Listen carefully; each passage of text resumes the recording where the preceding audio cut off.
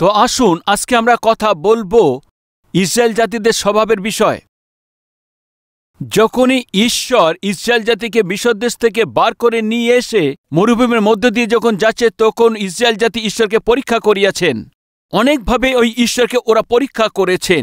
যে ঈশ্বর ওদেরকে দিয়ে থাকছেন তাতে তৃপ্ত না হয়ে এরা কথায় কথায় ঈশ্বরকে তারা পরীক্ষা করেছেন। শেষে তখন প্রভু তাদের জিজ্ঞেস করেছেন, তোমাদের কি দরকার আছে? মাংস চাই না? ঠিক আছে, নাও, এখন তোমরা এসব খেয়ে নাও। এইভাবে দেবার পর ঈশ্বর যেন বিতরণ করে তার জন্য অপেক্ষা আছেন। এখন এরা প্রতিদিন মাংস খাচ্ছে। কি খাচ্ছে এখন এরা? মাংস। আর যদি আমরা ঈশ্বরের কাছ থেকে অনেক জোর জবরদস্তি করে যদি কোনো কিছু আমরা উপার্জন করতে চাই, তাহলে আসুন দেখবেন কি এখানে হয়েছে। গীতসংহিতা 106:13 দেখুন, তাহারা তরায় তাহার কার্য সকল ভুলিয়া গেল, তাহার মন্ত্রণায় অপেক্ষায় রইল না, কিন্তু প্রান্তরে অত্যন্ত লোভ করিল, মরুভূমিতে ঈশ্বরের পরীক্ষা করিল। তাহাতে তিনি তাহাদের পার্থিব তাহাদিওকে দিলেন। বারবার ঈশ্বরের কাছে তারা চাইত এবং এভাবে পরীক্ষা করত। ঈশ্বর শেষে তাদেরকে দিয়ে দিতেন। দেখুন এখানে কি হচ্ছে। কিন্তু তাহাদের প্রাণে ক্ষীণতা পাঠাইলেন। মাংস চাই, মাংস চাই, মাংস চাই। প্রভু কি দিয়েছেন? মান্না। বাইবেলে আমরা দেখতে পাই মান্না স্বর্গদূতদেশে খাবার আছে। ঈশ্বরদের কি খাবার দিয়েছেন? স্বর্গদূতের যে খাবার দিয়েছেন সেই খাবার দিয়েছেন। ওদেরকে পছন্দ হচ্ছে না। মাংস চাই, মাংস চাই। কোথায় চাচ্ছে? মরুভূমির মাঝখানেতেই। কতজনের মধ্যে? 20 থেকে 30 লক্ষ লোকের মধ্যে। সাধারণভাবে যাহারা পরিশ্রম করে কাজ করেন, সপ্তাহের মধ্যে বেশিরভাগই সে 500 গ্রাম ননভেজ খেয়ে থাকেন। ওই 500 গ্রাম মাংসের মধ্যে তিনি কি করেন? আলু আর দ্বিতীয় জিনিসকে একসঙ্গে মিশ করে ওর এই মাত্রাকে অনেক অধিক করার চেষ্টা করে থাকেন, কেননা ওর মধ্যে মাংসের টুকরো কম আছে এই জন্য। আর যদি একটা পরিবার থাকে তাহলে এখন মা বাবা তার সে গন্ধ শুকবে, বাচ্চা সে পিস খাবে। এই কথা বলার মাঝে এই আছে যে এই যে বাচ্চাদের সে পরিস্থিতি অনুসারে এরা সপ্তাহের মধ্যে কোনো দিনে 1 কিলো, কখনো আবার 500 গ্রাম এদের অর্থনৈতিক অনুসারেতেই কিনে আনে এবং তৈরি করেন। একদিন 60-70 বছর সে বৃদ্ধ আমার সঙ্গে কথা বলছেন এবং আমাকে তিনি বলছেন, পাস্টারবাবু, আমি এবং আমার স্ত্রী বৃদ্ধ হয়ে গেছি, সেকেন্দ্রাবাদে থাকি। আমার এত শক্তি নেই যে আমরা বাসে করে আসি এবং ধাক্কা খাই এবং ওখান থেকে চলে আসতে পারি। আর আসতে হয়তো অটোতে আসতে হবে। আর যদি অটোতেই আসা যাওয়া করি তো কমপক্ষে 300 টাকার আশেপাশে খরচা হয়ে যায়। আর সাধারণভাবে আমরা যে পরিবারে 500 গ্রাম মাংস কিনে তৈরি করি এবং খেয়ে থাকি। বয়স হয়ে গেছে এই জন্য প্রত্যেকদিন দুধ পান করি। ওনার সাক্ষ্য শুনুন। প্রভুর সান্নিধ্যে প্রতি সপ্তাহে আমাদের আসতে হবে বলে এই জন্যেই প্রতি সপ্তাহে চিকেন কাবাব ছেড়ে দিয়েছি। সাথে সাথেই ও যে দুধ পান করতাম সেটাও ছেড়ে দিয়েছি। কত সুন্দর সাক্ষ্য আছে। লাইভে দেখছেন, আপনারা বুঝতে পাচ্ছেন? ইউটিউবে যারা দেখছেন বুঝতে পাচ্ছেন? এক বয়স্ক দম্পতি অটো করে আসার জন্য প্রার্থনায় তাদের কাছে তা পয়সা ছিল না, কিন্তু প্রতি সপ্তাহে মণ্ডলীতে এরা আসতে চায়। এই জন্যতেই প্রতি সপ্তাহে মাংস খাওয়া এবং দুধ পান করা বন্ধ করেছেন। ও থেকে যে পয়সা বাঁচিয়েছেন ওই থেকে প্রতি সপ্তাহে সেই মণ্ডলীতে তারা এসে থাকেন।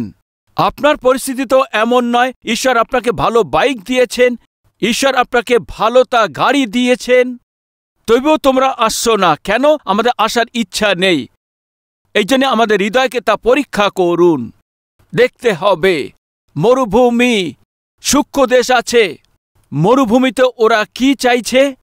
মাংস চাইছে। মাংস ওখান থেকে কোথা থেকে পাবে? একটু আগেই আমি একটা উদাহরণ আপনাদের দিয়েছি না?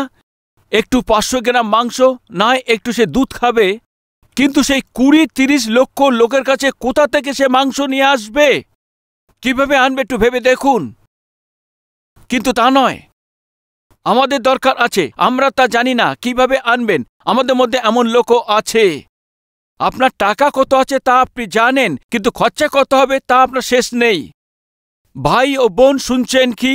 আপনার পিতা এবং মায়ের আপনার কত টাকা আছে তা আপনি তা জানেন, তবুও সেখানে আপনার সেই খরচা করার জন্যে আমার বাইক চাই মানে এখনই চাই। ঠিক আছে, চলো তাহলে পড়ুন, সেখানে একটি বাইক কিনবো 20-30 হাজারের মধ্যে। না, তা নতুন হবে। তবে তোমার কোন বাইক চাই? তবে আমাকে তো KTM চাই, কেননা সে আমার বন্ধু সেটা কিনেছেন। একে কি বলবেন বলুন, জোর করে বলুন। তুমি মন দিয়ে শুনুন, আপনার যে পরিস্থিতি আছে, আপনার যে অবস্থা আছে, চারপাশে যে অবস্থা এখন, আপনি যদি তার প্রয়োজনের অধিক আপনি চেয়ে নিচ্ছেন, তাহলে আপনি এটা মনে রাখবেন, প্রভু পরীক্ষা করছেন। আরে একসময় ওরা গোলাম ছিল, গোলাম থাকার সময়, ওদের জীবনযাপন করার সময়তে ঈশ্বর তাদের উপরে দয়া করে, অনুগ্রহ করে ওদেরকে যখন ওখান থেকে বার করে নিয়ে এসে বাইরে প্রদেশে তাদের এগিয়ে নিয়ে চলেছেন, খুশি হবার জায়গাতেই, সন্তুষ্ট হবার জায়গাতে কি করছে? বচনা করছেন, বগর বগর করছেন। কেন বগর বগর করছেন, বচনা করছেন? মাংসের জন্য। একটা কাহিনী শোনাচ্ছি। একদিন একটা মাছরাঙা পাখি স্বর্গে গিয়েছেন। আপনি এভাবে জিজ্ঞেস করবেন কিভাবে পৌঁছিয়েছেন। আর এই মাছরাঙা পাখি ওখানে স্বর্গেতে গিয়ে সবকিছু সে দেখাশুনো করে সেখানে ঘুরেছে, আর সে দ্বিতীয়বারই এইভাবে নিচে এসছেন। আর এইভাবে নিচে উড়ে আস্তে আস্তে আরেকটা সেই মাছরাঙা পাখির সঙ্গে কথা বলছেন। হ্যাঁ, আপনার সমস্ত অবস্থা ঠিক আছে? হ্যাঁ, সবকিছু ঠিক আছে, আমি এখন স্বর্গ থেকে আসছি। আচ্ছা, স্বর্গ থেকে আসছো? হ্যাঁ, খুবই ভালো আছে, অনেক সুন্দর আছে, অনেক বিষয় আছে, যেখানে অনেক সুন্দর শোনাও আছে। আর এই স্বর্গের বিষয়ে অনেক কিছু জিনিস এই দ্বিতীয় সেই রাজপাঙ্গা পাখিকে তিনি বলেছেন। শোনার পর দ্বিতীয় পাখি জিজ্ঞেস করছেন, ওখানে মাছ টাছ আছে কি? জীবনভর শুধু মাছই দরকার। এই মাছরাঙা পাখি কোথা থেকে আসছেন? স্বর্গ থেকে আসছেন, ওই সোনার জায়গা থেকে ও ঘুরে আসছে। আর এর কি দরকার আছে? এই আছে। আমাদের মধ্যে অনেক লোক ঠিক এই প্রকারই আছে। আমাদের দৃষ্টি স্বর্গের উপরে নেই, সেই কথাবার্তার মধ্যেই আছে। স্বর্গের জিনিসের প্রতি যা আমাদের প্রতি তিনি তা রকিয়ে দিয়েছেন, কিন্তু আমাদের মধ্যে অনেক সেই কম লোকেই আছে যারা এই বিষয়ে তারা ভাবনা চিন্তা করে। যাত্রার সময় ভোজনের জন্য তাদের যা কিছু প্রয়োজন ছিল ঈশ্বর তা দিয়েছেন, তাদের কোনো কিছু চিন্তার দরকার ছিল না। প্রতিদিনের যে খাবার প্রয়োজন ছিল সেই মান্না ঈশ্বর তাদেরকে দিয়েছিলেন। 11 দিনে ওদেরকে পৌঁছে যাওয়ার দরকার ছিল। কোথায়? ওখানে সেই প্রদেশেই যেখানে থেকে পৌঁছাননি। 11 দিনে ওদের যাত্রাকে শেষ করার দরকার ছিল, ওরা শেষ করতে পারেনি, কেননা তাদের সেই চিন্তা ঠিক ছিল না। শুনুন, জীবনে যদি ভাবনা ঠিক না থাকে তাহলে জীবন ঠিকভাবে চলতে পারে না। ভালো করে মনে রাখুন। কি বললেন? যদি ভাবনা যদি আপনার সঙ্গে ঠিক না থাকে তো তাহলে জীবনও ঠিক থাকবে না। আর যদি আপনার জীবন ঠিক করতে হয়, আর যদি ভবিষ্যৎ আপনাকে ঠিক করতে হয়, তাহলে আপনাকে কি করতে হবে? বলুন, কি চাই? আরো জোরে বলুন। ঠিক তাই। এখন সবাই মিলে আমার সাথে এখন বলুন, আমার জীবন, আমার ভবিষ্যৎ। আর ভালো হতে হয় তো আমার ভাবনাকে ভালো হতে হবে।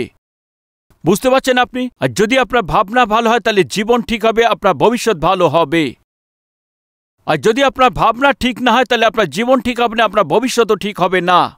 ওদের ভাবনা ঠিক ছিল না। বন্দি অবস্থা থেকে ছিল, যখন ওদের সে বন্দি অবস্থা নিয়ে ওখান থেকে মুক্ত করার জন্য ঈশ্বর দুধ এবং মধু প্রবাহিত দেশেতে যখন ওদেরকে নিয়ে যাচ্ছে, এই ভাবনাকে ছেড়ে দিয়ে ওরা এখন কি ভাবছে দেখুন। ওদের ওই ভাবনাকে কি চাই এখন? ওদের আলু চাই, ক্ষীরার ব্যাপারে তারা ভাবছে, তরমুজ চাই, রসুন এবং পেঁয়াজে তাদের এখন গন্ধ আসছে। কত তাদের মন্দ ভাবনা, মূর্খতা। বাইবেল তাদের একটা কথা বলেন, কলিসীয় পত্রিকায় 3 অধ্যায় তার 1 পদেই, অতএব তোমরা যখন খ্রিস্টের সহিত উত্থাপিত হইয়াছ, তখন সেই ঊর্ধ্বস্থানের বিষয় চেষ্টা করো, যেখানে খ্রিস্ট আছেন, ঈশ্বরের দক্ষিণে বসিয়া আছেন। উদ্ধস্ত বিষয়ে ভাবো, পৃথিবীস্থ বিষয় ভাবিও না, কেননা তোমরা মরিয়াছ এবং তোমাদের জীবন খ্রিস্টের সহিত ঈশ্বরে গুপ্ত রইয়াছে। বাক্য কি বলছে? তুমি তো মারা গেছো। কি লেখা আছে? তুমি তো মারা গেছো। এ কি নতুন কথা আছে? আমি তো এখন জীবিত আছি না। মন দিয়ে শুনুন। একসময় আপনি পাপী ছিলেন, একসময় আপনি মদ্যপানকারী ছিলেন, একসময় আপনি প্রভু থেকে দূরে ছিলেন, সরে ছিলেন। আপনি একসময় মিথ্যেবাদী ছিলেন। যেদিন আপনি যিশুর কাছেতে গিয়েছেন এবং আপনি প্রার্থনা করেছেন, হে প্রভু যিশু, আমি পাপী আছি, আর এই পাপ থেকে দূর করে আমাকে নতুন জীবন দিন, তখন প্রভু কি করেছেন? পুরাতন জীবনকে, মন্দই জীবনকেই কবর দিয়েছেন। আপনাকে এক নতুন জীবন দিয়েছেন। যে কেউ প্রভু যিশুর সঙ্গে যুক্ত আছে, তখন ও নতুন সৃষ্টি হয়েছে। যখন আপনি বাপ্তিস্ম নেন, তার অর্থ আপনি জানেন কি? একসময় আপনি মদ্যপানকারী ছিলেন, এখন মারা গেছেন। মারা গেছেন। এই মদ্যপানকারী কি করেছেন? জলেতে ডুবিয়েছেন, ডুবিয়ে দিয়েছেন। এখানে কি সেটা দেখায়? পাপের জন্যেই এ ব্যক্তি মারা গেছে। এখানে সে মদ্যপানকারী কি হয়েছেন? ডুবিয়ে দিয়েছেন। ও দ্বিতীয়বার যখন ওখান থেকে ওঠে, তখন কে আসছে? একজন নতুন। বাপ্তিস্ম দেওয়ার অর্থ আছে পুরাতন জীবন ওখানে কবর দিয়েছেন, এখন মারা গেছেন, আর তাকে কবরও দেওয়া হয়েছে। এখন ওখান থেকে ও বাইরে চলে আসছে। কিভাবে বাইরে আসছে দেখবেন বাইবেলেতে। রোমীয় পত্রিকায় 6 অধ্যায়ে 2 আর 3 পদেতে, পাপের সম্বন্ধে মরিয়াছি আমরা কি প্রকারে, আবার পাপে জান না যে আমরা পাপের জন্যে মারা গেছি, মদ্যের জন্যে মারা গেছি, মন্দের জন্যে এখন মারা গেছি। মদ্যপানকারী মারা গেছে, মন্দের লোক মারা গেছে, পাপী স্ত্রী মারা গেছেন, মিথ্যে বলা লোক মারা গেছেন, আমরা মারা গেছি। আমরা যদি পাপের জন্য তো মারা গেছি, তো তবে আমরা কিভাবে জীবনযাপন করব? এক ব্যক্তি যখন মারা যান, দ্বিতীয়বার কি তিনি জীবিত হন?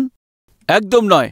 আপনি পাপী লোক ছিলেন, মন্দ লোক ছিলেন, পাপময় জীবনযাপন করতেন, কিন্তু যখন আপনি যীশুখ্রিস্টকে উদ্ধারকর্তা হিসেবে আপনি গ্রহণ করেছেন, আপনার এই পাপময় সেই সত্য জীবন পরিষ্কার করে দেন। এই জন্য বাইবেল বলে দেয় আপনি আপনাদের জন্য মারা গেছেন এবং কবরপ্রাপ্ত হয়েছেন।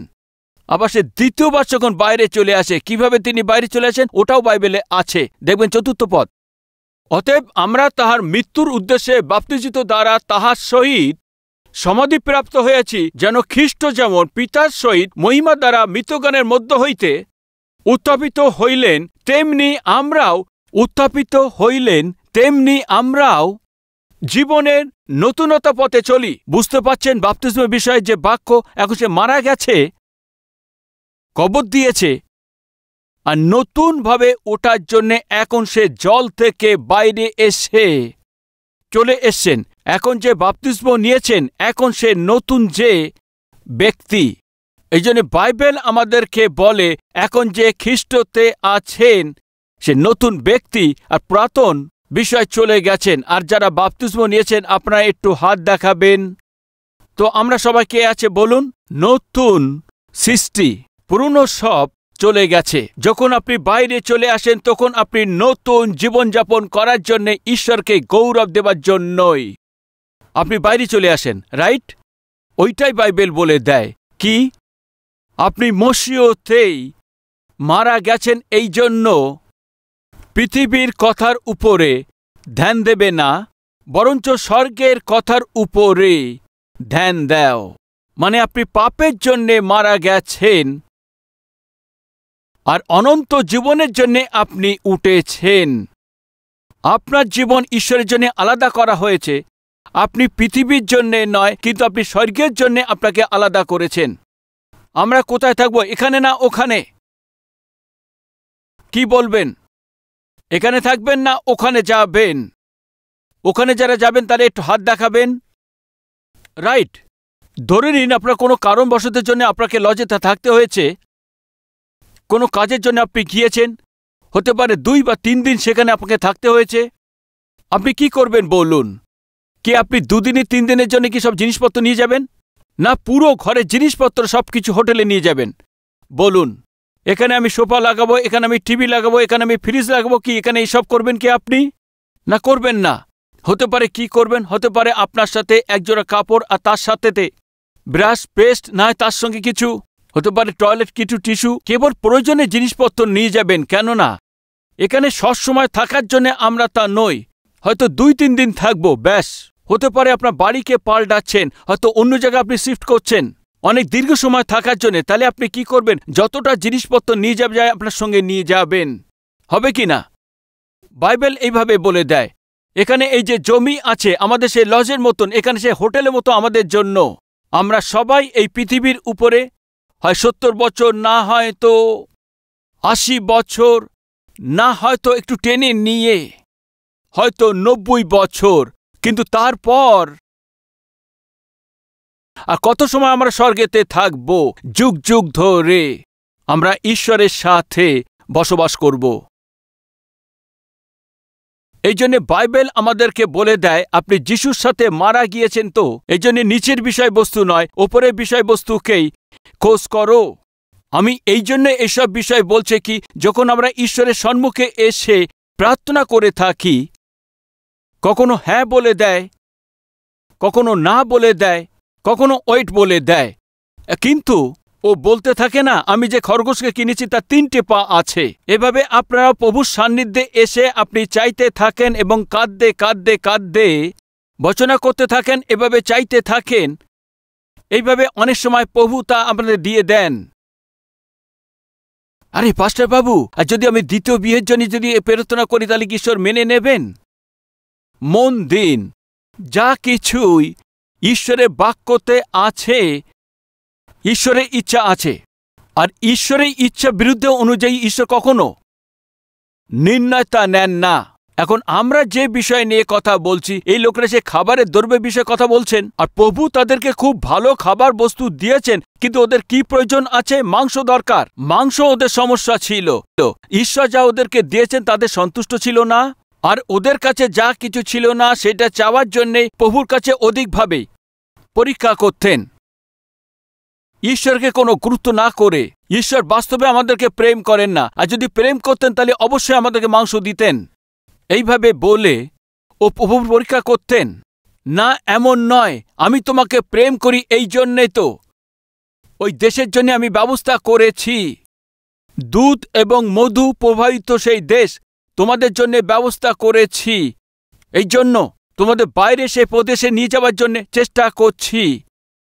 এই ব্যাপারের জন্য তোমরা চেষ্টা করো, এখনো ভাবো। ওসব ছেড়ে দিয়ে আলু, পেঁয়াজ, রসুন, টমেটো, কুমড়ো এবং ক্ষীরা, মাংস, তোমাদের এই বিষয়ে ধ্যান দেওয়ার দরকার নেই। কিন্তু এরা যেটা মূল্যহীন আছে তার উপরে ধ্যান দেয়, যেটা মূল্যবান আছে সেটা ছেড়ে দিয়ে। তো প্রভু বলছেন ঠিক আছে, চলো তোমাদের দিই। প্রভুর কাছে যেটা ওরা তা চেয়েছিল সেটা তাদের দিয়ে দিয়েছেন। দেওয়ার পর কি তারা আনন্দ পেয়েছে? না। কেন না? প্রভু ওদের ওই প্রাণকে শুকিয়ে গেছে। মানে এরা মাংস খাচ্ছে কিন্তু তার আনন্দ পাচ্ছে না, সন্তুষ্ট হতে পারছে না। প্লেট পরিপূর্ণভাবে খাচ্ছে, খুব বেশি করে খাচ্ছে, কিন্তু তৃপ্তি পাচ্ছে না। অভিশাপ।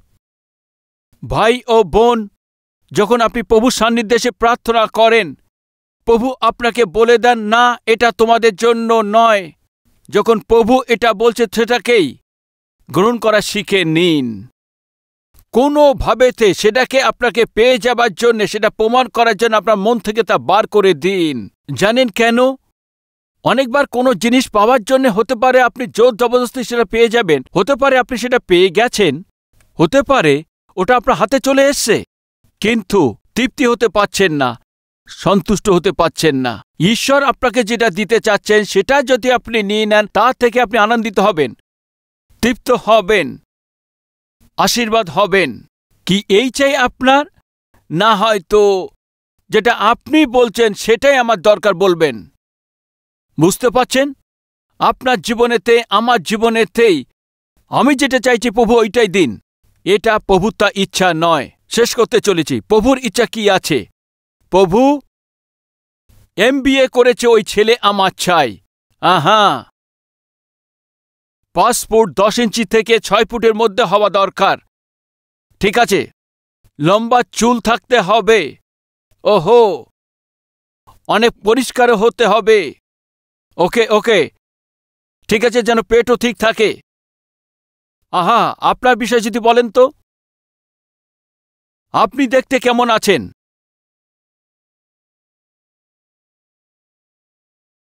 কিন্তু প্রভু, আমার নিজের ইচ্ছা পূর্ণ করতে হবে, এ কি আছে? ওর নিজের কন্ডিশন সবকিছু প্রভুর সামনে রেখে দিয়েছে। হ্যাঁ প্রভু, আপনি সই করে দিন, ব্যাস এইটাই আমাকে দিতে হবে, ব্যাস আপনি সই করে এখন দিয়ে দিন। নিজের ইচ্ছে যা দরকার সব বলে দিয়েছেন, প্রভু আপনি সই করুন, এটা যথেষ্ট। এমন প্রভুর ইচ্ছা নয়। প্রভুর ইচ্ছা কেমন আছে জানেন কি? একটা সাদা কাগজ নিয়ে নিচে সই করে দিয়েছেন, প্রভু আপনি যা কিছু লিখতে চাইছেন, আপনি যা কিছু বলবেন আমি তা গ্রহণ করব। এটাই ঈশ্বরের ইচ্ছা, এটাই ঈশ্বরের ইচ্ছা। ভাই ও বোন, যখন আপনি প্রভুর কাছে আসেন, কি আপনাকে চেতে হবে তার আগেতেই, তার আগে প্রভুর বাক্য জেনে নিন। যোহন লিখিত সুসমাচার তার 15 অধ্যায়তে খুব ভালো কথা আছে 7 পদেতে। সম্পূর্ণ পড়ার প্রয়োজন নেই, একটু ভাগের উপরেই মন দিন। তোমার যা ইচ্ছা হয় যাচনা করো। কি লেখা আছে? তোমার জন্য তা করা যাইবে। কত সুন্দর কথা আছে, তাই না? এটাকে আপনি আন্ডারলাইন করে দেবেন, উপরে যা আছে সেটা বলবেন না। তোমার যা ইচ্ছা হয় তা তুমি যাচনা করো, তোমার জন্য হয়ে যাবে। এই জন্যে আমি তা চাইছি না বলবেন না, কিন্তু আমি এখন উপরের লাইনও পড়ছি। কি লেখা আছে? তোমরা যদি আমাতে থাকো এবং আমার বাক্য যদি তোমাতে থাকে। সবচেয়ে প্রথমে আমাদের তার সঙ্গে সম্বন্ধ থাকতে হবে, আর ওনার বাক্য আমাদের অন্তরে থাকতে হবে। মানে কি আছে? যদি আমার বাক্য তোমার হৃদয়ের মধ্যে থাকে, তাহলে তুমি যা কিছু চাও তা তুমি তা পাইবে। বুঝতে পারছেন? আর প্রভুর বাক্য যদি আপনার হৃদয়ের মধ্যে থাকে, তাহলে তুমি যা কিছু চাইবে প্রভুর ইচ্ছা মতোই চাইবে।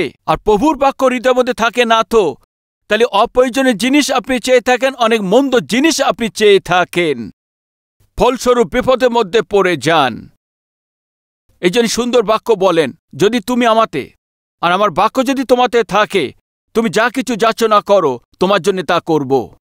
আর প্রভুর বাক্য যদি আমাদের থাকে, আমরা যা কিছু চাইব প্রভুর বাক্য অনুসারে চাইব। তো এইভাবে বাক্য অনুসারে প্রার্থনা করে, একভাবে আমরা এভাবে প্রার্থনা করে ধারাবাহিকভাবে আসুন আরও বাক্যতে বৃদ্ধি পায়, একসঙ্গে মিলে প্রার্থনা করি।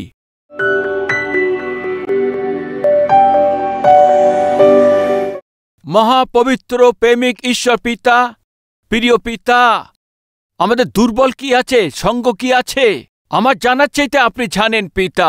আমাদের সবকিছু জানার সেই ঈশ্বর আছেন। এই জন্যে চাইছি পিতা, আমাদের যে শক্তি দুর্বল আছে তা চলে যায়।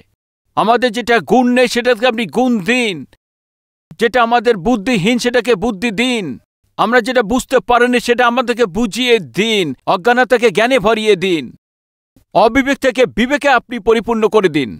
আপনার সম্মুখে যে প্রার্থনা করছে সেটা আপনি ধরে নিন। আপনার ইচ্ছাকে পূর্ণ করুন, প্রত্যেক বিষয়েতে আপনার ইচ্ছা পূর্ণ হোক। বাক্য অনুযায়ী জীবনযাপন করার সুযোগ দিন। আমাদের পরিবারেতেই কেউ যেন নষ্ট না হয়। হতে পারে স্বামী হোক, স্ত্রী হোক, বাবা হোক, মা হোক, হতে পারে আমাদের সন্তান হোক, কেউ যেন নষ্ট না হয় এমন আত্মিক জীবন আমাদের দিন, যাতে আপনি সমস্ত কিছু মহিমা পান। এই দিন সেবকের দ্বারা যা কিছু প্রার্থনা হচ্ছে ও সবার উপরে আপনি আশীর্বাদ করুন। আমাদের দেশকে আশীর্বাদ দিন, প্রত্যেকেই যেন আশীর্বাদ পায়। আমরা যীশু খ্রিস্টের নামেতে এই প্রার্থনা চাইছি, আমেন।